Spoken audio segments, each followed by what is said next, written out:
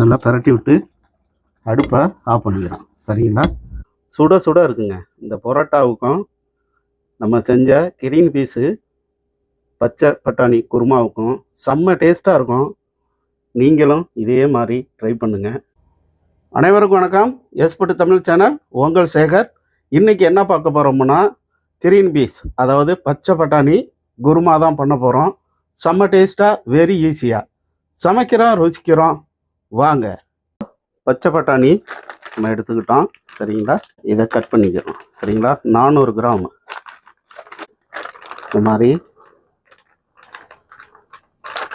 இது மாதிரி கிடச்சா நீங்கள் வாங்கிங்க, இல்லை பட்டாணியாக கிடச்சா கூட உரிச்சிக்கிங்க. சரிங்களா? இப்போ நம்ம இதில் தான் செய்ய போகிறோம் இந்த பச்சை பட்டாணி குருமா, அதாவது கேரளத்தில் கிரீன் பீஸ். சரிங்களா? இப்போ இதை வச்சு தான் நம்ம செய்ய போகிறோம். உருளைக்கிழங்கு சேர்த்து போகிறோம். சரிங்களா? நான் கொஞ்சம் பெரிய கிழங்கா எடுத்துக்கிட்டேன்.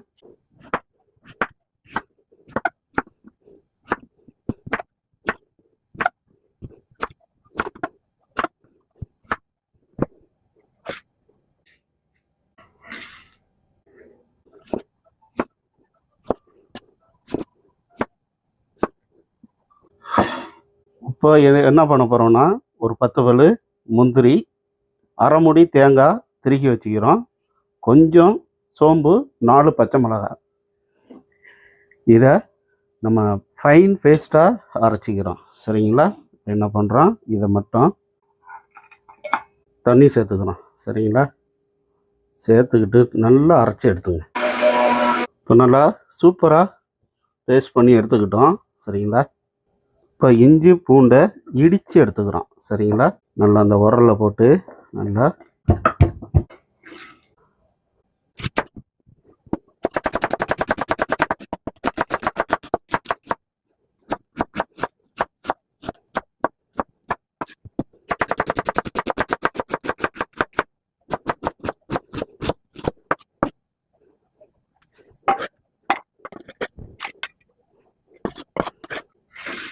அடுப்பை பற்ற வச்சுக்கிறோம். இதை ஒரு 50 ஆயில் போட்டுங்க, போதும்.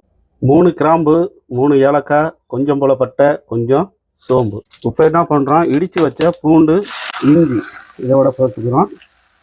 நல்லா வேகட்டும். வெந்ததும் கருவேப்பிலை, வெங்காயம், ஒரு வெங்காயம் நல்லா பெரிய வெங்காயமாக இந்த மாதிரி நல்லா பொரிஞ்சதும் இருக்கும், இதோட சேர்த்துக்கிறோம். வெங்காயம் நல்லா, இந்த வெங்காயம் நல்லா ஒரு சில்வர் கலர் வரணும். சரிங்களா? வெங்காயம் நல்லா கலர் மாறணும். அப்போ தான் நம்ம அரைச்சி வச்ச பேஸ்ட்டை இதில் ஊற்ற போகிறோம். இது நல்லா வேகட்டும். 2 பிரியாணி இலை சேர்த்துங்க. இதையும் இந்த ஆயிலில் நல்லா வதக்கி விடுங்க. சரிங்களா?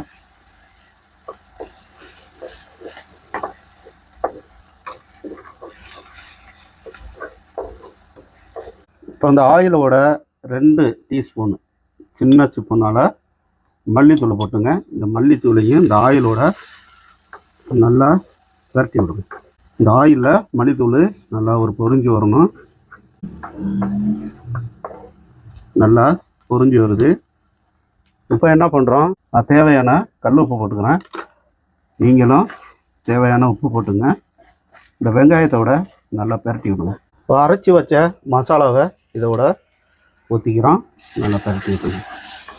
இப்போ இதை நல்லா தண்ணி கலக்கி ஜாரை ஊற்றிக்கிறோம். சரிங்களா?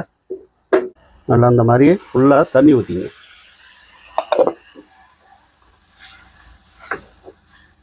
தண்ணி இன்னும் கொஞ்சம் சேர்த்துக்கிறோம். போதும். நல்லா இது ஒரு கொதி வரட்டும். சரிங்களா? ஒரு மூடியை போட்டு கொதி வரட்டும். ஓப்பன் பண்ணி வைப்போம். நல்லா கொதிச்சு வருது. சரிங்களா? 1/4 டீஸ்பூன் கொஞ்சமாக கரம் மசாலா சேர்த்துங்க. இப்போ என்ன பண்ணுறோம், உருளைக்கிழங்க நான் ஒரு கிழங்கு பெரிய கிழங்கா சேர்த்துக்கிட்டேன். இதோட எடுத்து போட்டுக்கிறோம். நல்லா வேகட்டும். நல்லா கிழங்கு போட்டு கொதிச்சது மாதிரி இருக்கும். நம்ம பட்டாணியை கிரீன் பீஸை இதோட சேர்த்துக்கிறோம். சரிங்களா? நல்லா கொதிச்சு வரட்டும். நல்லா கிளறி விடுங்க. பட்டாணியெல்லாம் நல்லா க்ரீன் பீஸ் எல்லாம் வெந்து வரட்டும்.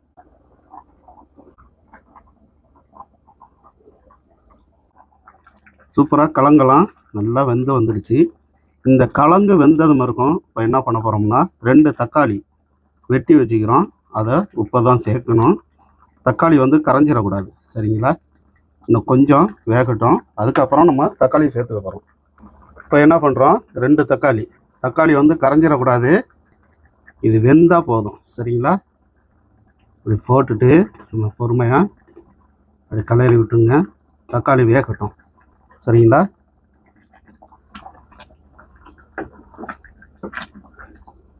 நல்லா தக்காளியை வெந்து வரட்டும்.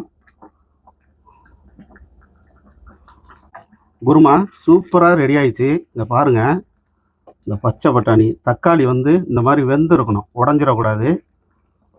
இது மாதிரி தான் இருக்கணும். இந்த மாதிரி வச்சு சாப்பிட்டு பாருங்கள், செம்மையாக இருக்கும். இப்போ என்ன பண்ணுறோம், கொஞ்சம் போல் பெப்பர் தூள் சேர்த்துக்கிறோம். ஒரு 1/4 டீஸ்பூனு பெப்பர் தூள். சரிங்களா? போதும். கொஞ்சமாக போட்டுங்க. இந்த பெப்பர் தூளை நல்லா இப்படி பரட்டி விடுங்க. தலையை போட்டு அடுப்பை ஆஃப் பண்ணுறோம். கொஞ்சம் போல் மல்லி தலையை போட்டுக்கிறோம். நல்லா பரட்டி விட்டு அடுப்பை ஆஃப் பண்ணிக்கிறோம். சரிங்களா? சூப்பராக இருக்கும். இதே மாதிரி செஞ்சு சாப்பிட்டு பாருங்கள், டேஸ்ட்டு வேறு லெவலாக இருக்குங்க. தக்காளியை உடைச்சிடாதீங்க. இப்போ என்ன பண்ணுறேன், அடுப்பை ஆஃப் பண்ணிக்கிறேன். குருமா கலர் பாருங்கள், செம்மையாக இருக்கும். நான் ஒரு பாத்திரத்துக்கு மாற்றி காட்டுறேன்.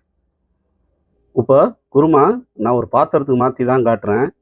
பக்கத்தில் பரோட்டா சுட சுட இருக்குங்க. இந்த பரோட்டாவுக்கும் நம்ம செஞ்ச கிரீன் பீஸு பச்சை பட்டாணி குருமாவுக்கும் செம்ம டேஸ்ட்டாக இருக்கும். நீங்களும் இதே மாதிரி ட்ரை பண்ணுங்கள். நான் செஞ்ச மாதிரியே செஞ்சு பாருங்கள், டேஸ்ட்டு வேறு லெவலாக இருக்குங்க. இந்த வெஜ்ஜி குருமா கிரீன் பீஸு செம்ம டேஸ்ட்டாக இருக்கும். நீங்களும் ட்ரை பண்ணுங்கள். நீங்களும் இதே மாதிரி இந்த பச்சை பட்டாணி குருமா, அதாவது கிரீன் பீஸு செம்ம டேஸ்ட்டாக செஞ்சுருக்கிறேன். நீங்களும் இதே மாதிரி ட்ரை பண்ணி பாருங்கள். சப்பாத்தி, பரோட்டா எல்லாத்துக்கும் வச்சு சாப்பிடலாம். நீங்களும் ட்ரை பண்ணி பாருங்கள். எஸ்போர்ட் சேனலுக்கு சப்ஸ்கிரைப் பண்ணுங்கள், லைக் பண்ணுங்கள், கமெண்ட் பண்ணுங்கள். ஓகே பாய், உங்கள் சேகர்.